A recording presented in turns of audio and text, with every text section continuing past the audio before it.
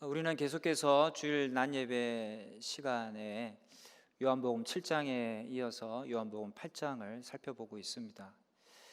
요한복음 7장, 8장은 모두 유대인의 명절인 초막절과 깊은 관련이 있습니다.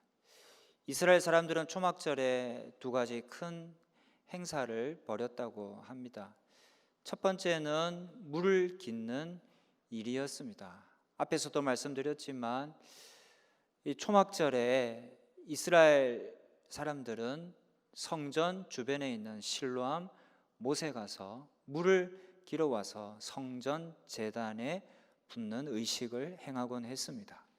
그것은 이스라엘 백성들이 광야 생활할 때에 물이 없었는데 무리바 광야 반석에서 터져나온 샘물을 기억하는 의식이었습니다. 그 의식이 한창 행해지고 있을 때에 외치신 말씀이 요한복음 7장 37, 8절입니다. 누구든지 목마르거든 내게로 와서 마시라. 나를 믿는 자는 성경의 이름과 같이 그 배에서 생수의 강이 흘러나오리라 하셨습니다. 같은 말이라도 때와 상황에 맞게 될 때에 훨씬 더 크게 공감이 가지 않습니까? 유대인들이 이런 의식을 행하고 있을 때에 외치신 예수님의 말씀은 이스라엘 사람들에게 참으로 공감으로 다가왔을 겁니다. 그래서 그렇구나, 정말로 예수님이 생수이시다, 예수님이 생수의 강이시구나 하는 느낌을 받게 되었을 겁니다. 초막절에 벌어지는 또 다른 행사는 성전 뜰에 횃불을 밝혀놓고 그 주변에서 춤을 추는 일이었습니다.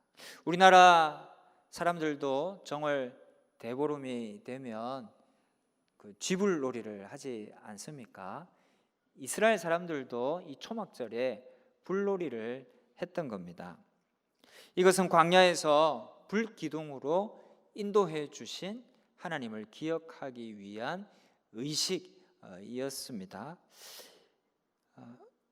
이렇게 밝혀놓은 횃불은 성전 담장보다 더 높이 세워져서 밤이 되면 온 예루살렘에 이 횃불의 빛이 퍼져 나가게 되었습니다. 바로 그 불 옆에서 혹은 아침에 떠오르는 태양을 보며 예수님께서 외치신 말씀이 바로 요한복음 8장 12절입니다. 우리 같이 읽어보시겠습니다. 나는 세상의 빛이니 나를 따르는 자는 어둠에 다니지 아니하고 생명의 빛을 얻으리라. 예수님이 빛이 되심을 실물을 이용해서 사람들에게 가르쳐 주셨던 것이지요. 이 말씀은 더욱더 사람들 가슴 속에 파고드는 권위 있는 말씀이 되었을 겁니다. 이러한 예수님의 말씀대로 예수님은 빛이십니다. 예수님만이 유일의 온전한 빛이십니다.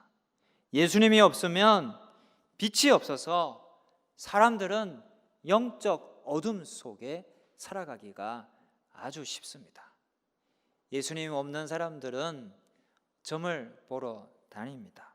예수 믿는다고 해도 확실한 믿음 안에 거하지 않은 사람은 점 보러 다니곤 합니다. 중요한 행사를 할 때 점집에 가서 날짜를 받아와야 안심이 됩니다. 하지만 예수님 믿으면 그런 것에 얽매이지 않습니다. 과학적으로 날짜를 따질 수는 있어도 점에 의존해서 행동하지는 않습니다. 예수님 믿으면 이사를 언제라도 갑니다. 그러나 믿지 않으면 피해야 할 날짜가 있습니다. 그 날짜는 꼭 피해야만 안심이 됩니다. 예수님 믿으면 어디든 갈 수 있다고 생각합니다. 동서남북 어디를 가나 주님과 동행하면 주님 붙들어 주시고 인도하시고 지켜주신다고 믿고 담대히 나아갑니다. 그러나 예수님 없으면 점쟁이가 일러준 방향으로만 가야 된다고 생각합니다. 여러분, 이것은 다 우리가 영적 어둠 속에서 걸어가는 일입니다. 혹 우리가 이런 어둠 속에 있다면 하루속히 이 어둠에서 벗어나야 할 것입니다. 어떻게 하면 됩니까? 12절에 뭐라고 되어 있나요? 예수께서 또 말씀하여 이르시되 나는 세상의 빛이니 나를 따르는 자는 어둠에 다니지 아니하고 생명의 빛을 얻으리라 라고 하셨습니다. 예수님 잘 믿고 따르는 거예요. 그러면 빛이 들어와서 내 마음에, 내 영혼의 어두움이 물러가게 되는 겁니다. 언더우드 선교사가 우리나라에 와서 선교할 때에 앞이 캄캄해졌습니다. 너무나 우리나라 사람들의 영혼이 어두웠습니다. 해서 이런 기도도 드렸습니다. 주여, 지금은 아무것도 보이지 않습니다. 주께서 붙잡아 뚝 떨어뜨려 놓으신 듯한 이곳, 지금은 아무것도 보이지 않습니다. 보이는 것은 고집스럽게 얼룩진 어둠뿐입니다. 어둠과 가난과 인습에 묶여있는 조선 사람들 뿐입니다. 이렇게 깜깜했던 우리나라에 복음의 빛이 들어와서 이제 어느 정도 이 영적 어둠에서 우리는 벗어날 수 있게 되었습니다. 하지만 여전히 우리 사회 곳곳에는 영적 어둠이 자리 잡고 있습니다.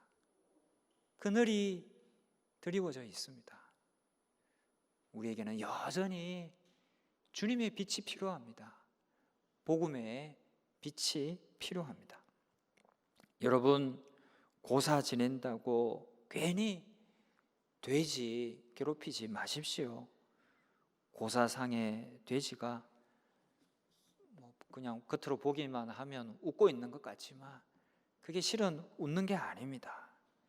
죄 없는 돼지 잡지 말고 빛 대신 예수님으로 인해 영적 어둠에서 벗어나 빛 가운데로 걸어가시는 저와 여러분 되시기를 주님의 이름으로 축원합니다. 빛은 어둠을 밝힐 뿐만 아니라 우리에게 생명을 줍니다.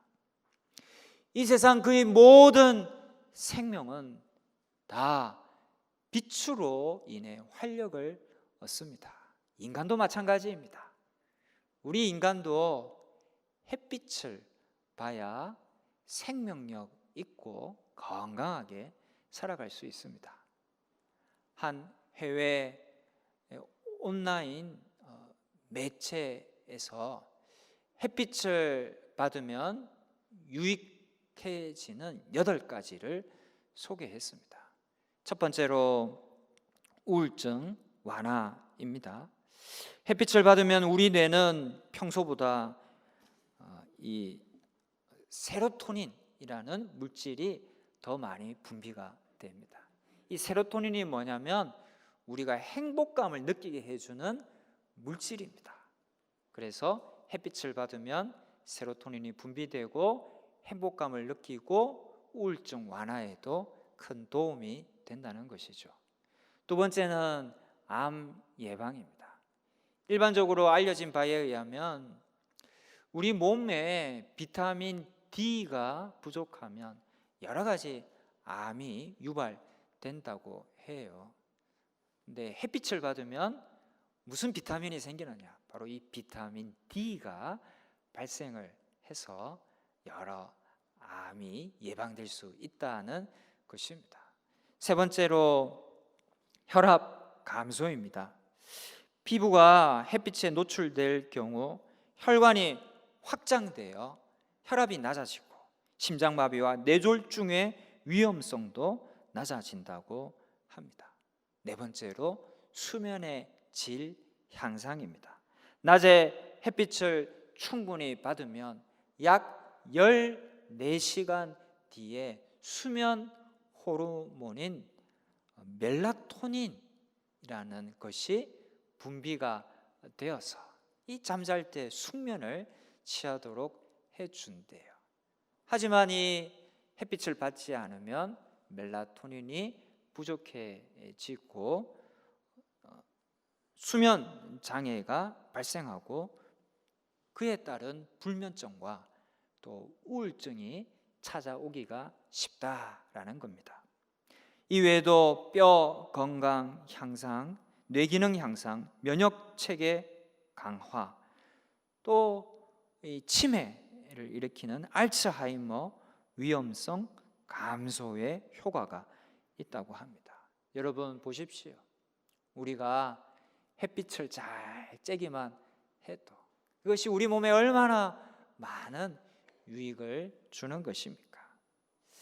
해서 여러분 얼굴 탄다고 너무 어둠 속에 다니지만 마시고 한 번씩 햇빛도 종종 보시기 바랍니다.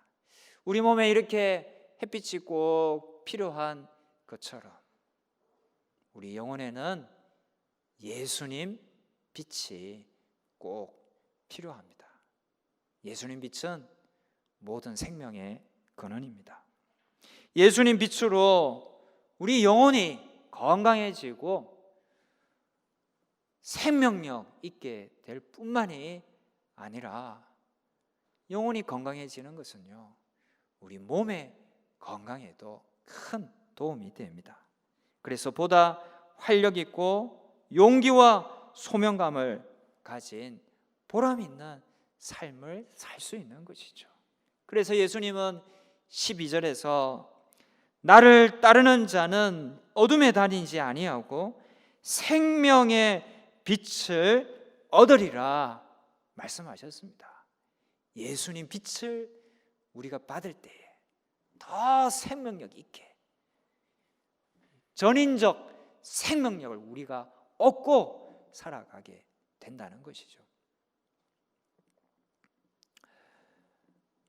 열흘 전에 우리는 한 유명 정치인의 아주 충격적인 사망 소식을 접했습니다. 보도된 여러 정황들을 참고해 볼 때 그는 아마도 피소된 소식을 듣고 절망감에 빠졌을 겁니다. 평소 언행과는 달랐던 그의 행위에 많은 사람들이 실망하고 비난했을 것이며 그것이 감당이 되지 않아 도무지 살아갈 용기와 힘을 잃게 되었을 겁니다. 해서 결국 그가 선택한 것은 이 세상에서 완전히 사라지는 것이었습니다. 그의 앞은 깜깜해졌고 그의 미래는 헤어나올 길이 잘 보이지 않는 수렁처럼 느껴졌을 겁니다. 사실 그는 보통 사람은 아니었습니다. 많은 생각을 하는 사람이었고 많은 아이디어를 가진 사람이었습니다. 그의 정신세계를 형성시켰던 수많은 인물과 사상들이 있었을 것이며 당장이라도 동원할 수 있는 많은 인맥들이 있었습니다.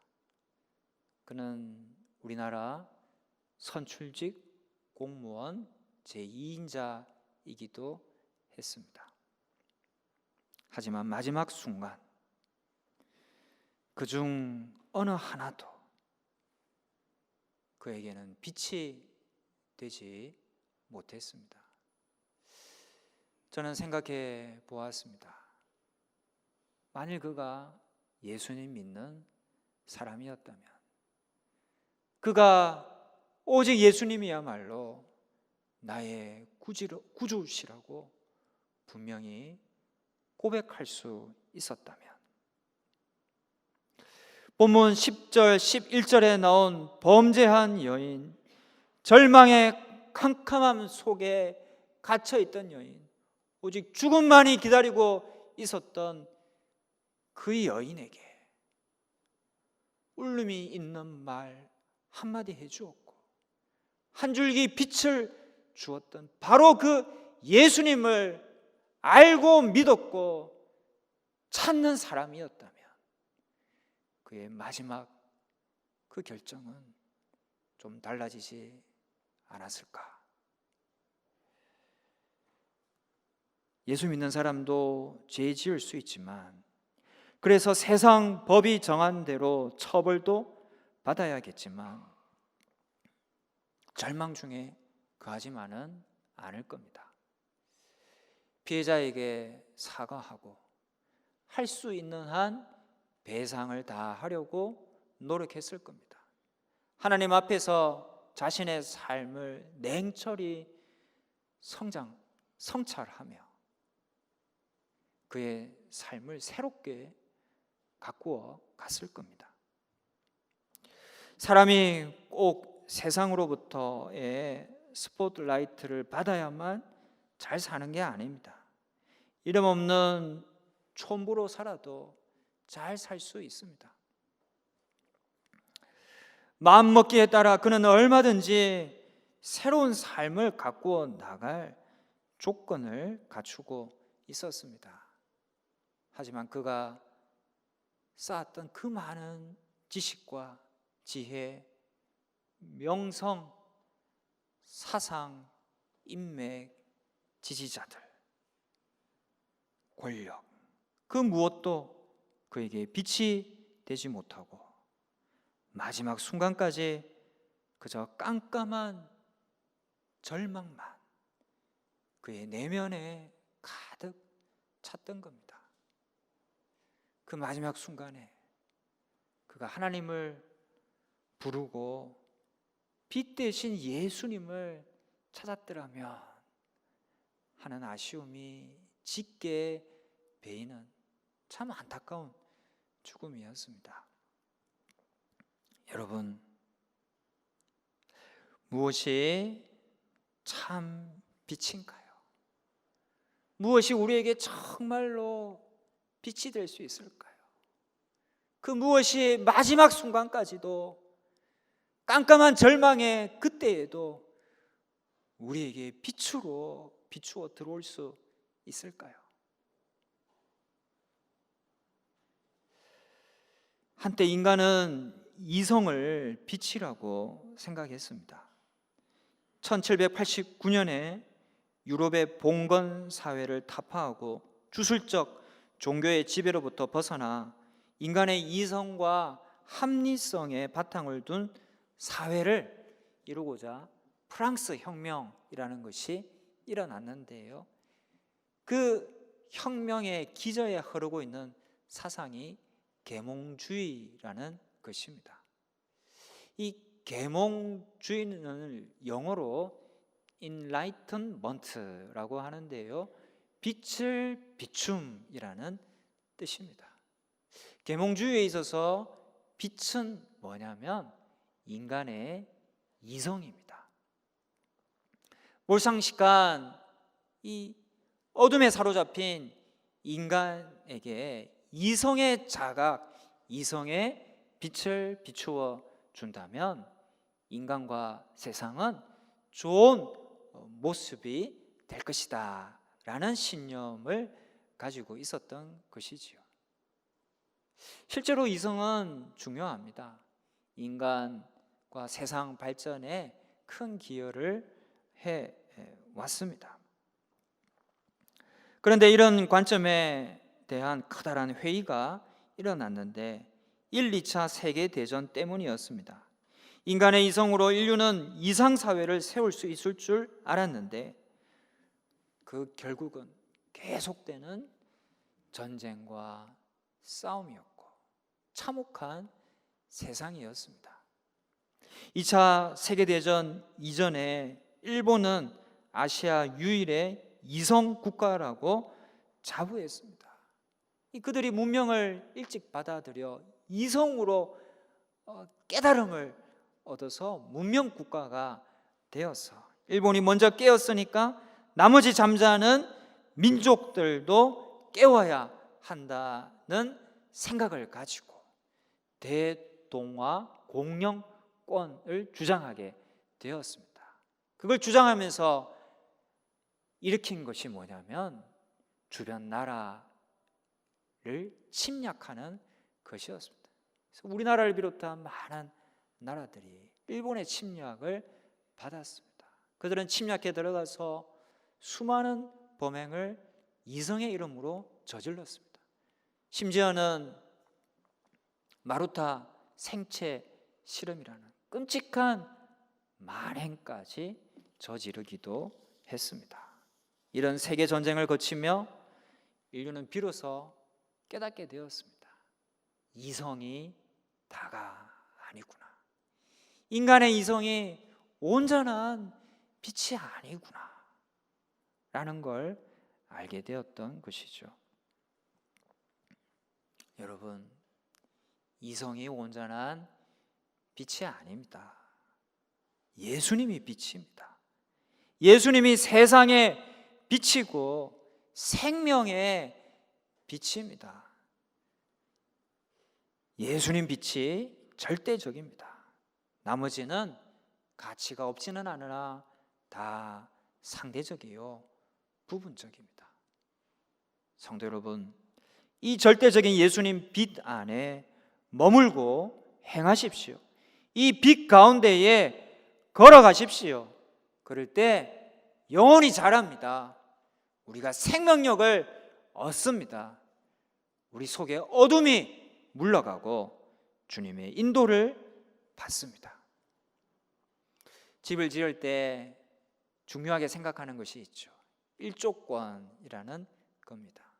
어떻게든 그 권리를 보장받으려고 합니다. 영적 일조권도 귀하게 여기십시오. 날마다 영혼의 햇빛 대신 예수님께 나올 수 있도록, 그 빛을 받을 수 있도록 우리 삶의 모든 영역을 조정하고 그러한 환경을 만들어 가기 위해 애쓰는 것이 삶의 지혜입니다. 우리는 예수님 빛 가운데에 걸어감으로 소망으로 인도함 받는 하나님의 백성들이 되어야 할 것입니다. 미국의 필라델피아 주의 한 고등학교에 히윗이라는 여선생님이 있었습니다. 그 학교에는 문제 학생이 있었는데 히윗 선생님이 그 학생을 좀 바로잡아 보려고 불러서 조용히 타이르고 있었습니다. 그런데 그만 그 아이는 지붕 스레트로 선생님의 등골을 사정없이 내려치고 말았습니다.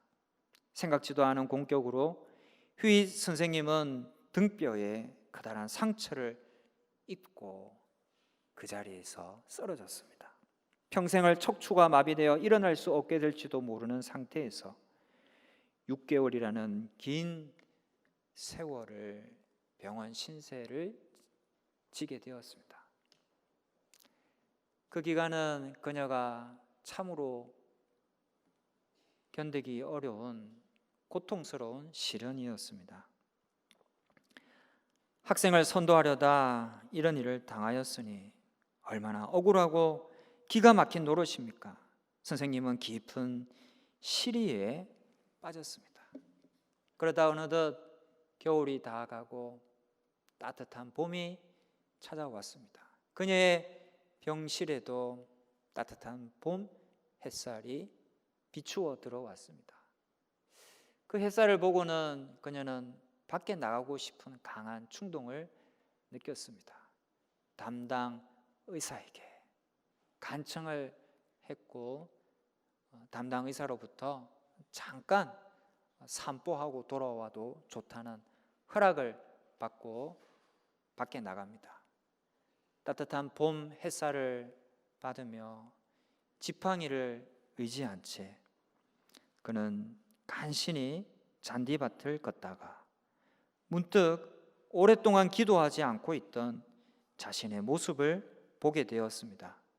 때마침 따스한 태양빛과 함께 주님의 사랑과 은혜가 그녀의 마음속 깊숙이 쏟아져 들어왔습니다.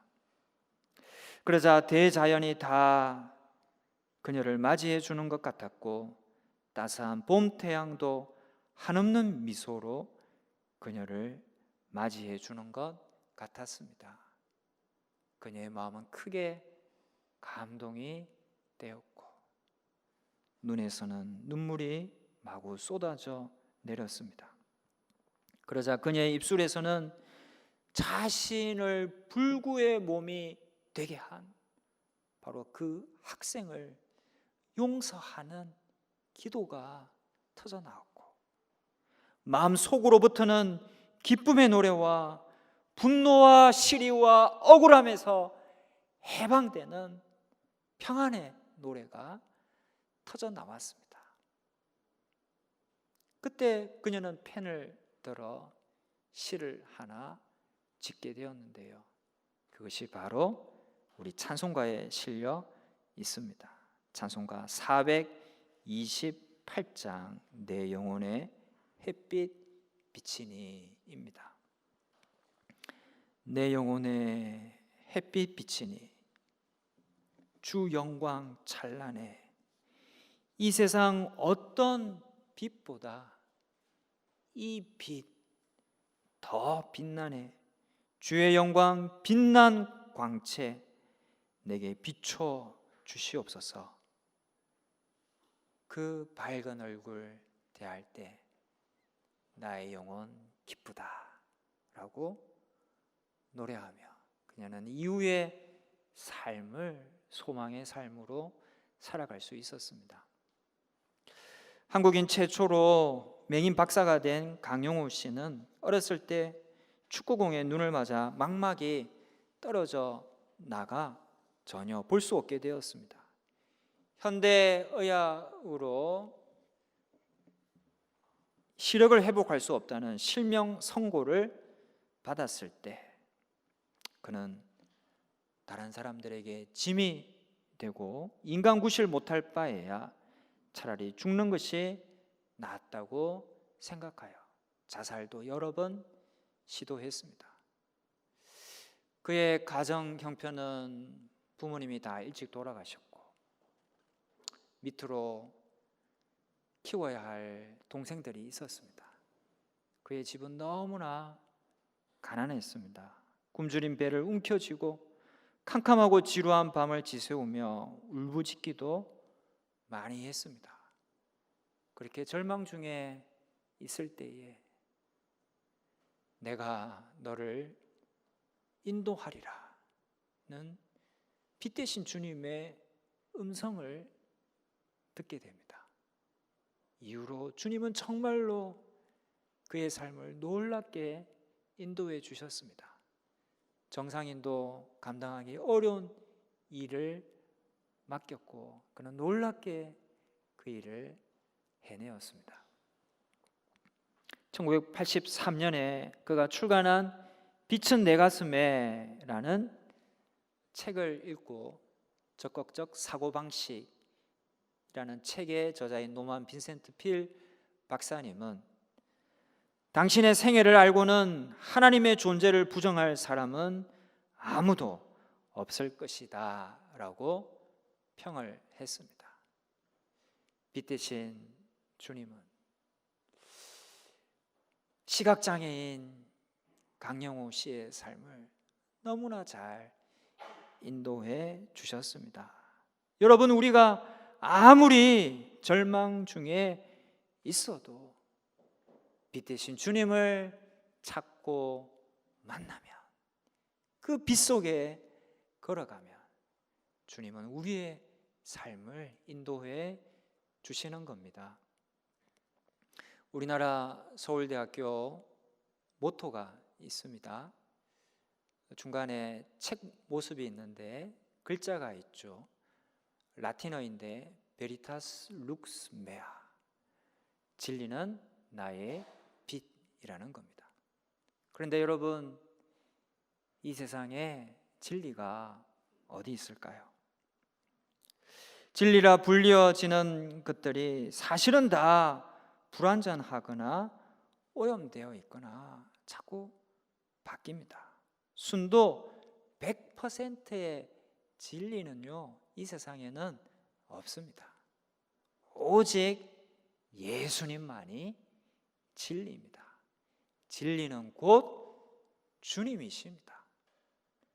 그래서 영국 옥스퍼드 대학의 모토는요, 중간에 글자를 보면 도미누스 일루미나치오 메아, 번역하면 주님은 나의 등불이라는 뜻입니다.